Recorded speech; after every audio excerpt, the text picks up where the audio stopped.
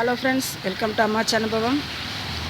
இன்றைக்கி நாம் ஒரு புது விதமான பிளெஸ்ஸிங்கோடு நான் உங்களை சந்திக்கிறேன். இன்றைக்கி பிளெஸ்ஸிங்ஸ் என்ன அப்படின்னா, நீங்களும் உங்களுடைய சந்ததியின் சந்ததியும் நீங்கள் காண்பீங்க அப்படின்றத பிளெஸ்ஸிங்ஸை சொல்கிறேன். அதாவது உங்கள் பிள்ளைகள் உங்கள் பிள்ளைகளுடைய பிள்ளைகளையும் நீங்கள் பார்க்கும்படியாக ஆசீர்வாதமாக இருப்பீங்கன்னு உங்களை நான் ப்ளஸ் பண்ணுறேன்.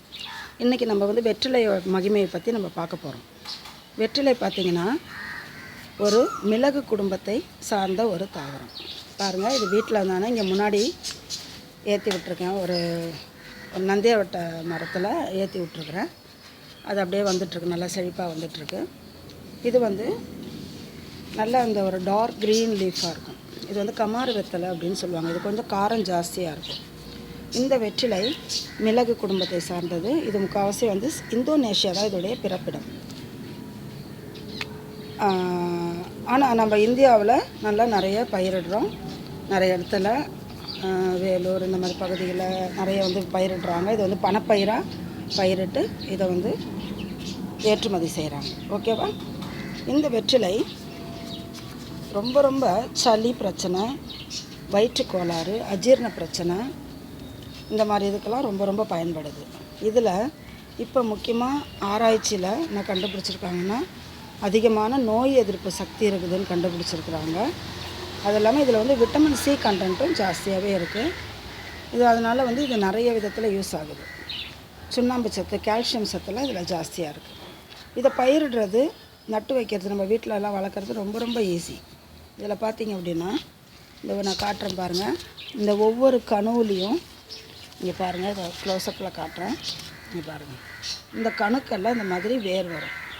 இந்த இடத்துல இதோட எடுத்துகிட்டு போய் உடச்சிட்டு போயிட்டு, இங்கேருந்து இப்படி உடச்சிட்டு போயிட்டு இந்த வேர் பகுதியை மண்ணில் இப்படி நாம் வளைச்சி இந்த மாதிரி வச்சு மண்ணில் வச்சு மூடிட்டோம்னா இது அப்படியே ஒரு செடியாக உருவாகிடும். அதனால் இது ரொம்ப ஈஸியாக நம்ம வீட்டில் வளர்க்கலாம். ஒவ்வொரு வீட்லேயும் கண்டிப்பாக ஒரு மாடி, பால்கனி இப்படி இருந்தால் கூட ஒரு தொட்டியில் வளர்த்து அதில் ஏற்றி விட்டுட்டா ரொம்ப யூஸ்ஃபுல்லாக இருக்கும். குழந்தைங்க இருக்க வீட்லேயும் சரி, பெரியவங்களுக்கும் இந்த காலகட்டத்தில் இது ரொம்ப ரொம்ப பயனுள்ளதாக இருக்கும். ஓகே ஃப்ரெண்ட்ஸ், இது மேற்கொண்டு இதோட யூசஸ் என்ன எல்லாமே நம்ம டீட்டெயில்டாக பார்க்கலாம். அதுக்கு முன்னாடி என்னுடைய சேனல் அம்மா அனுபவம் சேனலை சப்ஸ்கிரைப் பண்ணாதவங்க சப்ஸ்கிரைப் பண்ணிவிடுங்க. ஒரு பெல் பட்டன் அழுத்தி ஆல் என்ற ஆப்ஷனை ப்ரெஸ் பண்ணி வச்சுக்கோங்க. உங்கள் ஃப்ரெண்ட்ஸ் அண்ட் ரிலேட்டிவ்ஸ்க்கு ஷேர் பண்ணுங்கள், லைக் பண்ணுங்கள். ஓகேங்களா? வாங்க உள்ளே போய் பார்க்கலாம். நம்ம என்ன டீட்டெயில்னு எல்லாத்தையும் பார்க்கலாம். ஃப்ரெண்ட்ஸ், இந்த வெற்றிலையுடைய ஹெல்த் பெனிஃபிட்ஸ் என்னென்ன இருக்குது பார்த்திங்கன்னா, முக்கால்வாசி பார்த்திங்கன்னா, first of all health benefits முன்னாடி நம்ம எல்லாருடைய நம்ம நாட்டுடைய கலாச்சாரத்தின்படி கல்யாண வீடுகளில் என்ன பண்ணுவாங்க, பண்டைய காலத்துலலாம் வெத்தலைப்பாக்கு கண்டிப்பாக வச்சுருப்பாங்க. தட்டில் சாப்பிட்டு முடித்த பிறகு வெத்தலை போடுவாங்க நிறைய பேர். அந்த பழக்கம் அப்போ இருந்துச்சு. எதுக்காக அப்படின்னா, கல்யாணத்தில் நம்ம நல்லா கொஞ்சம் ஹெவியாக அன்றைக்கி சாப்பிடுவோம். வடை பாயசத்தோடு எல்லாம் ஒரு 4 விதமான காய்கறிகள் அப்படி சாப்பிடுவோம்.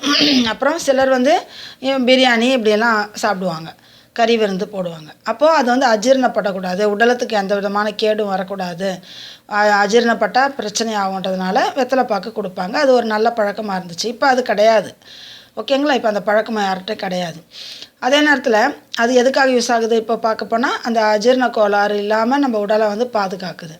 வெத்தலையில் என்ன முக்கியமான பெனிஃபிட் இருக்குது அப்படின்னு பார்த்திங்கன்னா, முக்கியமாக ஆரோக்கியத்துடைய நன்மையோடைய ஒரு களஞ்சியமாக இந்த வெத்தலை திகழுது. நம்ம வெற்றிலை பாக்கு அந்தளவுக்கு ஒரு விசேஷமாக இருக்குது. ஏன்னா ஒரு நன்மைகள் கிடையாது.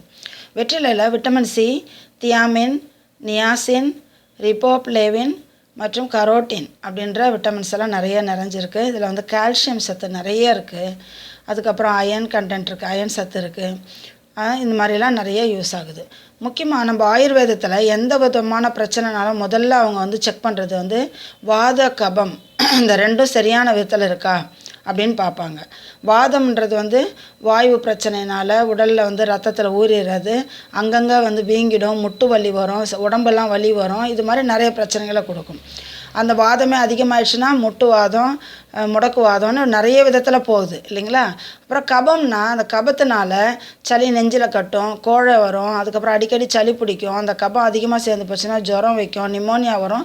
இப்படி பலவிதமான பிரச்சனைகள் இந்த கபத்தினால் வரும். இந்த ரெண்டுக்குமே முக்கியமான ஒரு மருந்தாக இந்த வெற்றிலை வந்து நமக்கு திகழுது.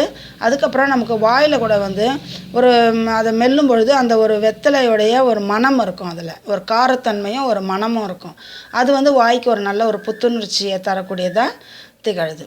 அதே நேரத்தில் இந்த வெற்றிலையை பார்த்திங்கன்னா பயன்படுத்தும் போது முக்கியமான குறிப்பு, அதோடைய அந்த காம்பு பகுதி, நுனி பகுதி. நுனின்னா அந்த வெத்தலையோடைய ஷேப் வந்து இப்படி ஹார்ட் ஷேப் மாதிரி வரும் இல்லையா, அந்த முனையில் வந்து கூசாக முடியுது பாருங்கள், அந்த முனை இலை பகுதி. காம்பு பகுதியிலேருந்து அப்படி கொஞ்சம் உடச்சி அந்த காம்பை நீட்டாக இழுத்தோம்னா அந்த நடு நரம்பும் கொஞ்சம் சேர்ந்து வரும். அதோடு சேர்ந்து எடுத்துகிட்டு தான் இதை யூஸ் பண்ணணும். பச்சையாக இருந்தாலும் சரி, எப்படி இருந்தாலும் சரி. இது செரிமானத்தை மேம்படுத்தும்னு பார்த்தோம்.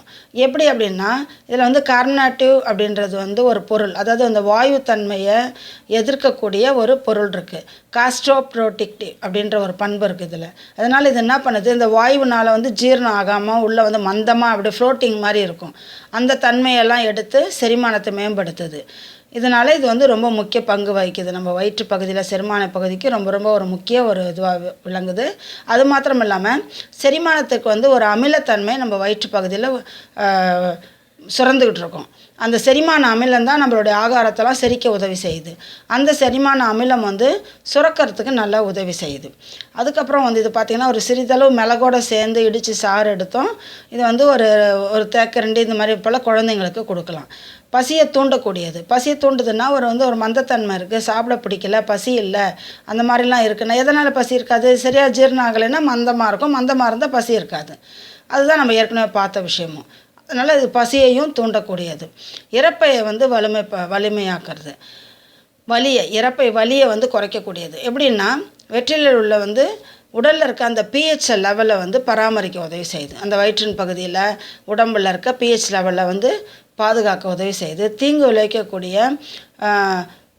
ஃப்ரீ ரெட்டிகல்ஸ் அப்படின்றக்கூடிய ஒரு நச்சுப்பொருள், அந்த நச்சுப்பொருளை வந்து இரைப்பையை வந்து அந்த நச்சுப்பொருளிலிருந்து நம்ம இரைப்பையை வந்து பாதுகாக்குது. ஓகேங்களா. மலச்சிக்கலுக்கு நல்ல ஒரு தீர்வாக காணப்படுது. எப்படி மலச்சிக்கலுக்கு அப்படின்னு சொன்னிங்கன்னா, இந்த வெத்தலையை நம்ம மென்று சாப்பிடும்போது உடலில் உள்ள நச்சுக்களை வந்து வெளியேற்ற உதவுது. குடல் பகுதியில் அநேக நச்சுக்கள் நம்ம கண்ணுக்கு தெரியாமல் இருக்குது.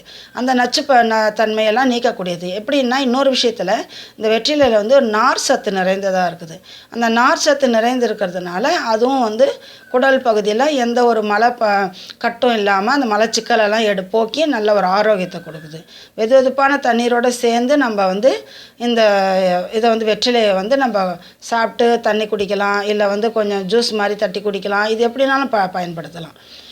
அதே மாதிரி பார்த்திங்கன்னா தலைவலி இருக்குதுன்னு வச்சுக்கோங்களேன். தீராத தலைவலி இருந்தால் இந்த 2-3 வெத்தலையை எடுத்துகிட்டு தோசைக்கல்லில் வெறுமனை அதை போட்டு லேசாக அப்படியே சிம்மில் வச்சுட்டு சூடு பண்ணி அந்த சூடு பொறுக்க எடுத்துகிட்டு வந்து நெத்திங்களில் பத்து போடணும். அதாவது ரொம்ப கொதிக்க இல்லை, அதை எடுத்துகிட்டு வந்து அப்படி வைக்கும்போது கொஞ்சம் சூடாறிடும்.